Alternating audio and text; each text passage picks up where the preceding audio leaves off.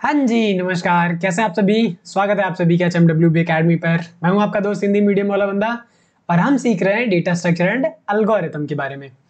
अब वैसे तो बात करें हमने काफ़ी कुछ कवर कर लिया है, पर अभी जो हम पढ़ रहे हैं वो है हैश मैप और हैश मैप से रिलेटेड प्रॉब्लम के बारे में हम समझने की कोशिश कर रहे हैं। तो बिना किसी देरी के शीट पे आते हैं और आज की प्रॉब्लम जो हम डिस्कस करेंगे उसके बारे में बात करते हैं। तो आज की प्रॉब्लम जो हम डिस्कस करेंगे वो है find occurrences of element in an array. अब ये प्रॉब्लम थोड़ी सी हटके है और नॉर्मली भी हम सॉल्व कर सकते हैं ब्रूट फोर्स अप्रोच से, पर हैश मैप क्यों यूज करना जरूरी है इसके बारे में भी समझना बेहद जरूरी है।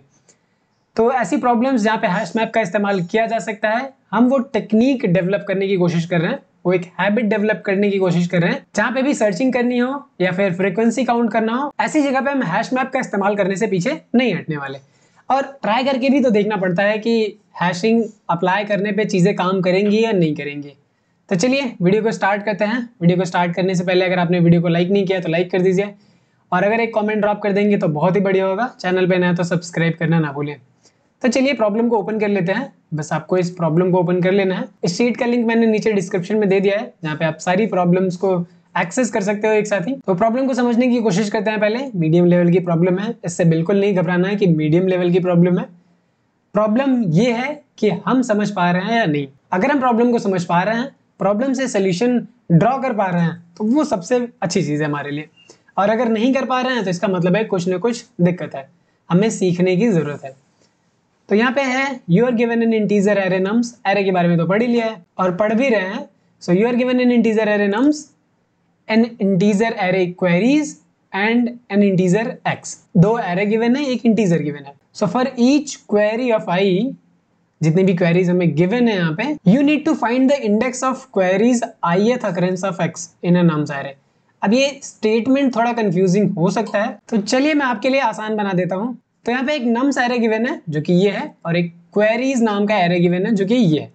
हमें क्या करना है, इस x की अकरेंसेस को फाइंड करना है। ठीक है, जैसे x हमारा क्या है, 1 है। 1 की फर्स्ट अकरेंस किस इंडेक्स पे है? So if I talk about first occurrence, तो फर्स्ट अकरेंस हमारा किस इंडेक्स पे है? 0 इंडेक्स पे है। ठीक है, तो अगर मुझे क्वेरी में ये 1 लिखा होगा, इसका मतलब है मुझे x की फर्स्ट अकरेंस निकालनी है। एंड यहाँ पे अगर 3 लिखा हुआ है, इसका मतलब है x की थर्ड अकरेंस निकालनी है। अब हो सकता है ऐसा कि x की थर्ड अकरेंस प्रेजेंट ही ना हो, तो अगर कोई भी अकरेंस प्रेजेंट नहीं है तो वहां पे उसके लिए -1 होगा। तो ये फर्स्ट अकरेंस है 0 इंडेक्स। सेकंड अकरेंस हमारा किस इंडेक्स पे है? तो यहाँ पे इंडेक्सिंग भी कर लेते हैं, 0 1 2 3। तो सेकंड अकरेंस x की, ये हमारा सेकंड इंडेक्स पे है। ठीक है, ये दो ही चीजें हैं जो हमें अवेलेबल है। ठीक है, कि फर्स्ट अकरेंस मिल गया, सेकंड अकरेंस मिल गया, बाकी अकरेंसेस है ही नहीं, तो बाकी के लिए हमारा आउटपुट क्या आएगा? -1। तो अगर हमें इसका आउटपुट देना हो, ठीक है, कि x की फर्स्ट अकरेंस क्या होगी, तो x की फर्स्ट अकरेंस हमें पता है 0 है। 0 यानी कि 0 इंडेक्स पे है। x की थर्ड अकरेंस क्या है? थर्ड अकरेंस में मिला ही नहीं, x 2 ही बार आया है, तो यहाँ पे -1। x की सेकंड अकरेंस कहाँ पे है? तो सेकंड अकरेंस हमने स्टोर किया हुआ है, ये सेकंड इंडेक्स पे है, तो यहाँ पे 2। x की फोर्थ अकरेंस है ही नहीं, तो यहाँ पे -1। तो हमें क्या करना है, x की क्वेरियथ अकरेंस निकालनी है, किसमें? नम्स में। अगर प्रेजेंट है तो वो इंडेक्स दो, प्रेजेंट नहीं है तो -1। तो यहाँ पे 0 -1 2 -1। अगर यहाँ पे हम एग्जाम्पल में बात करें तो ये सेम आउटपुट हमें देखने को मिल रहा है। तो हमें यहाँ पे क्या करना है, x की क्वेरियथ अकरेंस निकालनी है।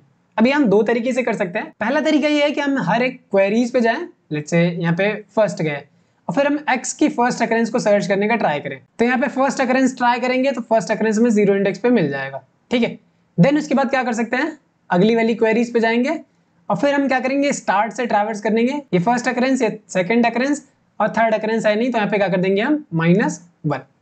ठीक है, फिर हम क्या करेंगे, अगले वाले पे जाएंगे और अगला वाला हमारा ये है 2, यानी कि सेकंड अकरेंस फाइंड आउट करने की कोशिश करनी है। तो हम क्या करेंगे, फिर से इस नम्स नाम की एरे में स्टार्टिंग से इटरेट करेंगे और सेकंड अकरेंस फाइंड आउट करने की कोशिश करेंगे। तो कुछ इस तरीके से हम करेंगे और हमें ये आउटपुट देखने को मिल जाएगा। ये पहला तरीका है। ठीक है, दूसरा तरीका क्या है? दूसरा तरीका ये है कि हर एक अकरेंस को हम पहले ही स्टोर करके रख लें। अब देखिए हम बार बार जा रहे हैं, अकरेंसेस निकाल रहे हैं, तो क्यों ना ऐसा करें कि first occurrence, second occurrence, third occurrence, जितनी भी अकरेंसेस निकालनी है हम सब अकरेंस निकाल के स्टोर करके कहीं पर रख लें। तो हमें ये पता है कि x की ही अकरेंस निकालनी है, x ही ढूंढना है यहाँ पे। तो हम क्या करेंगे, एक लूप लगाएंगे और यहाँ पे जाएंगे, लेट्स से 1 यहाँ पे मिल गया, तो first occurrence would be at 0 index. फिर 1 कहाँ पे मिल रहा है, इस वाले पे मिल रहा है, तो second occurrence would be at index 2। इसी तरीके से अगर थर्ड मिलता है तो आगे स्टोर करते हुए चले जाएंगे। तो ये देखो की वैल्यू पेयर स्टोर कर रहे हैं। तो अगर हम की वैल्यू पेयर स्टोर कर रहे हैं तो यहाँ पे हम हैश मैप का इस्तेमाल करेंगे। अब देखिए यहाँ पे अगर हम बात करें तो ये हमारा ब्रूट फोर्स अप्रोच है, ठीक है। अब ब्रूट फोर्स अप्रोच को मैं यहाँ इंप्लीमेंट नहीं करने वाला हूँ, हालांकि मैं आपको बता दे रहा हूँ क्योंकि इस तरीके से होगा। हर एक क्वेरी पे जाना है, ठीक है, और क्या करना है आपको, नम्स नाम की एरे में सर्च करना है, जो भी वहां वैल्यू होगी उतनी वाली अकरेंस सर्च करनी है। अब ये किस तरीके से करना है, ब्रूट फोर्स अप्रोच में आप चीजों को जाओ, एनालाइज करो, ड्राई रन करो और ट्राई करो। अब देखिए इतना बेसिक्स तो हमें आ गया है कि हम इस तरीके की प्रॉब्लम को ब्रूट फोर्स अप्रोच से सॉल्व कर सकते हैं। और अगर नहीं भी बनता है तो कोई बात नहीं, आप नीचे कमेंट कर देना, मैं आपको कोड प्रोवाइड कर दूंगा इस चीज का कि किस तरीके से आप यहाँ पे कोड को सर्च कर सकते हैं। अब ऐसा नहीं है कि सिर्फ कोड, आपको इंट्यूशन दिया जाएगा कि कैसे एक एक स्टेप को हम परफॉर्म कर रहे हैं। और जरूरी चीज यही है कि आप ड्राई रन करा के देखो कि हर एक स्टेप कैसे परफॉर्म होता है। अब यहाँ पे मैं बिना एल्गोरिथम लिखे ही टाइम कॉम्प्लेक्सिटी के बारे में बता देता हूँ, अगर आप भी थोड़ा फेमिलियर हो गए हो तो आपको भी पता है। अब देखिए हर एक क्वेरी के लिए मुझे पूरी नम्स पे इटरेट करना होगा। तो लेट्स से इसकी साइज अगर हम n कंसीडर करते हैं, इसकी साइज m कंसीडर करते हैं, इस वाली क्वेरी के लिए n टाइम चलेगा, इस वाली क्वेरी के लिए n टाइम, इस वाली क्वेरी के लिए n टाइम, और ये कितनी बार है, ये m टाइम्स है।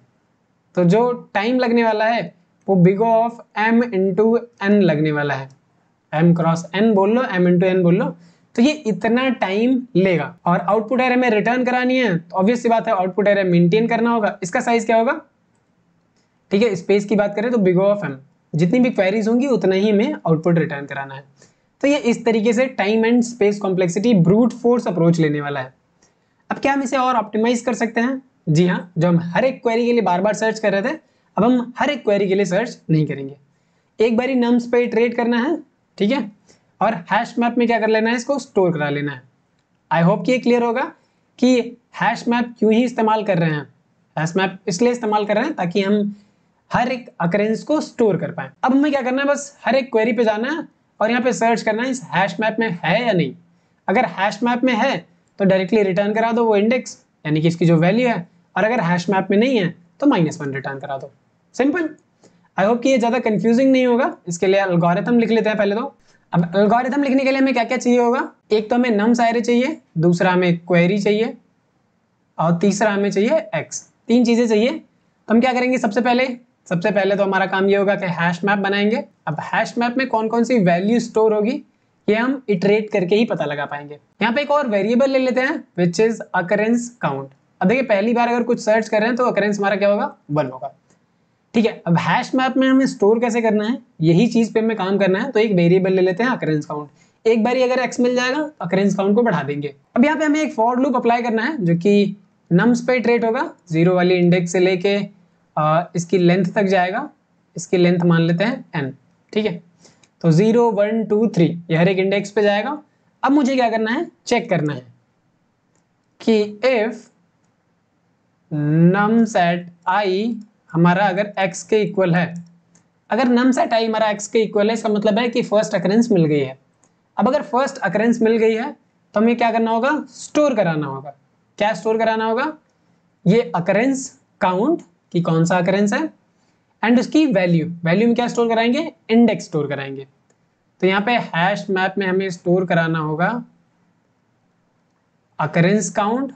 अब मैं इसको शॉर्टकट में लिख ले रहा हूं, अकरेंस काउंट। यहाँ पे स्टोर क्या कराएंगे, हम आई स्टोर कराएंगे जो इंडेक्स वैल्यू है। एंड इतना स्टोर कराने के बाद करना क्या होगा, अकरेंस काउंट को हमें 1 से बढ़ा देना होगा। क्लियर। अब देखिए क्योंकि पहला अकरेंस मिल गया, स्टोर करा दिया, अब हमें दूसरा अकरेंस स्टोर कराना है। तो की हमारी क्या होनी चाहिए, एक बढ़ के होनी चाहिए। हालांकि इंडेक्स कुछ भी हो सकता है बट की पे हमें ध्यान रखना है कि 1 2 3।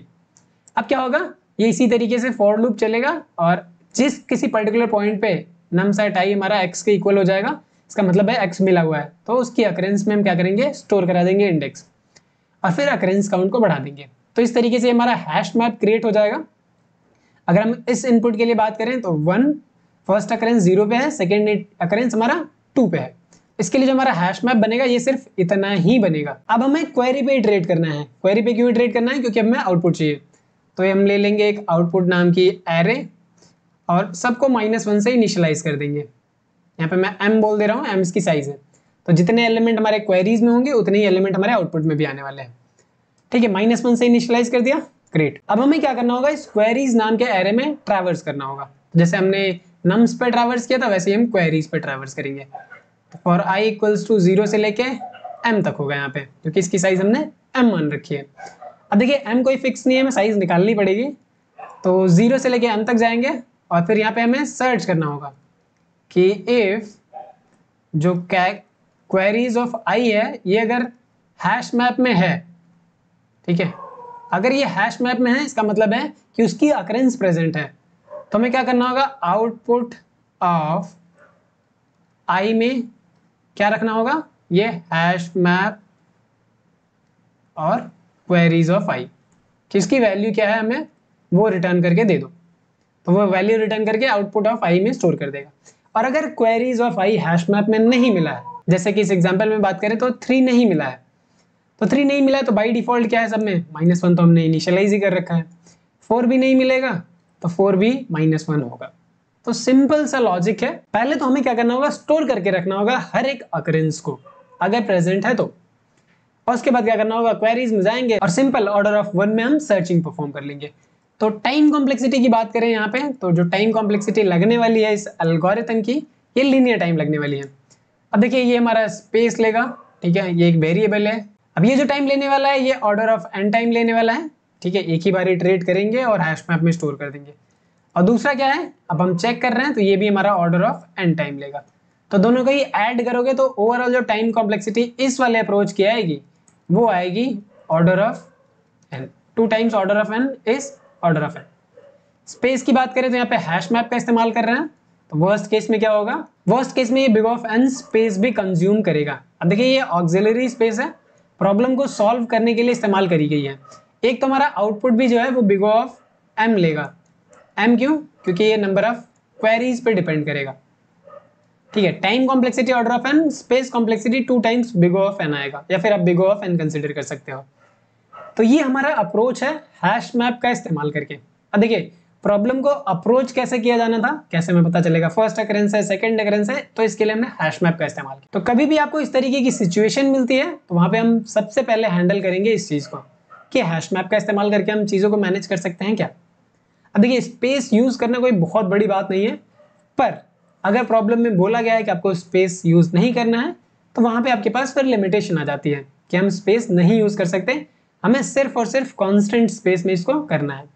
तो वहां पे हम टाइम पे ज्यादा ध्यान नहीं देते। तो चलिए अब बारी है कोड लिखने की। काफी सारे स्टूडेंट्स को कंफ्यूजन होता है कि सर समझ तो जाते हैं क्या करना है, अब देखिए इसी स्टेप को हमें लिखना है कोड में भी, बट कंफ्यूजन होता है कि कहीं सिंटैक्स में गलती कर दे रहे हैं या फिर कहीं लॉजिक में गलती कर दे रहे हैं। तो आपको इतना नहीं सोचना है, जो जो स्टेप्स यहाँ पे आपने परफॉर्म किए हैं सॉल्व करने के लिए, सेम स्टेप वहां पे भी लिखना है। अब देखिए ब्रूट फोर्स अप्रोच आपको खुद ही लिखनी है, इसमें कोई दो राय नहीं है कि जब तक आप प्रैक्टिस नहीं करोगे आपको चीजें आएंगी नहीं। अगर ब्रूट फोर्स भी नहीं आ रहा है तो प्रॉब्लम है आपके लिए, पर कोई बात नहीं, ट्राई तो करके देख ही सकते हो। ट्राई करके देखो, नहीं आता है तो मुझे बताओ, ठीक है। तो आगे से जो भी वीडियोस होंगी मैं उन पे ध्यान रखूंगा कि ब्रूट फोर्स अप्रोच भी पहले इंप्लीमेंट करा देना है। बाकी टाइम कॉम्प्लेक्सिटी तो हमने डिस्कस कर ली, let's try to implement this. तो हमें क्या करना है, एक हैश मैप लेना है। ये वेरिएबल नेम है, आप कुछ भी इस्तेमाल कर सकते हो, पाइथन में डिक्शनरी बोलते हैं इसको। और एक हम बोल देते हैं अकरेंस काउंट। अकरेंस काउंट हमारा 1 होगा for i in range, okay. For range function कहां से स्टार्ट होगा, 0 से स्टार्ट होगा लेंथ ऑफ नम्स तक। n हमारा क्या था, लेंथ ऑफ नम्स। सिंपल सा चेक करना है कि हमें वो टारगेट मिल रहा है या नहीं मिल रहा है। तो if nums at i index, यहाँ पे जो वैल्यू है अगर वो x के इक्वल है यानी कि पहला काउंट मिल चुका है, तो हम क्या करेंगे, हैश मैप में इस काउंट को स्टोर कर देंगे।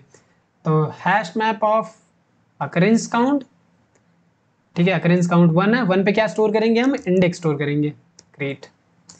एंड देन इस अकरेंस काउंट को हम बढ़ा देंगे 1 से, सिंपल। अब एक आउटपुट एरे बना लेनी है। आउटपुट एरे का साइज क्या होगा, जो हमारा साइज होगा क्वेरीज का, तो लेंथ ऑफ क्वेरीज, ग्रेट। अब एक फॉर लूप और लगाना है फॉर आई इन रेंज, ये 0 से स्टार्ट होगा और लेंथ ऑफ क्वेरीज तक जाएगा। ग्रेट। अब हमें क्या करना है, हैश मैप में सर्च करना है if queries of I in hash map. अगर हैश मैप में मिल गया है तो हमें क्या करना है, उसको आउटपुट एरे में डाल देना है वो उसकी वैल्यू। तो output array of I will be hash map dot get method है हमारे पास, तो गेट मेथड में हम डायरेक्टली क्वेरीज ऑफ आई डाल सकते हैं, क्वेरीज ऑफ आई। इतना करने के बाद हमें क्या कर देना है, बस सिंपल सा वो आउटपुट एरे रिटर्न करा देना है। Let's try to return this output array और रन कराते हैं। लेट मी सी कि आंसर क्या आता है। ठीक है, ये आंसर हमारा क्या है, एक्सेप्टेबल है। इस इनपुट के लिए काम कर रहा है, इस इनपुट के लिए काम कर रहा है। आप अगर चाहो तो और भी टेस्ट केसेस ऐड करा सकते हो। यहाँ पे केस 1 केस 2 है, ऐड करा के यहाँ पे नम्स क्वेरीज और एक्स आप दे सकते हो। फिर उसके अकॉर्डिंग आप क्या करो, रन करा के देख लो कि आपके कस्टम इनपुट के अकॉर्डिंग आउटपुट आ रहा है कि नहीं। एंड वंस सब कुछ सही चल रहा हो आप इसे सबमिट कर सकते हो। ठीक है, तो यहाँ पे हमने इस प्रॉब्लम को सबमिट कर दिया है और ये सोल्यूशन हमारा एक्सेप्ट हो चुका है। तो उम्मीद है कि ब्रूट फोर्स अप्रोच आपने इंप्लीमेंट कर लिया हो, उसकी टाइम कॉम्प्लेक्सिटी एनालाइज कर ली, देन इस अप्रोच पे आए हैं और इस अप्रोच की भी टाइम कॉम्प्लेक्सिटी हमने डिस्कस करी। तो देखिए, मेन ऑब्जेक्टिव टाइम को रिड्यूस करना था जो हमने यहाँ पे किया है। तो उम्मीद है ये वीडियो अच्छी लगी होगी। वीडियो अच्छी लग रही है तो प्लीज लाइक दिस वीडियो, ऐसे ही चैनल को सपोर्ट करें। मिलते हैं हम हमारी नेक्स्ट वीडियो में एक और हैश मैप की प्रॉब्लम के साथ। तब तक के लिए कीप लर्निंग। नमस्कार।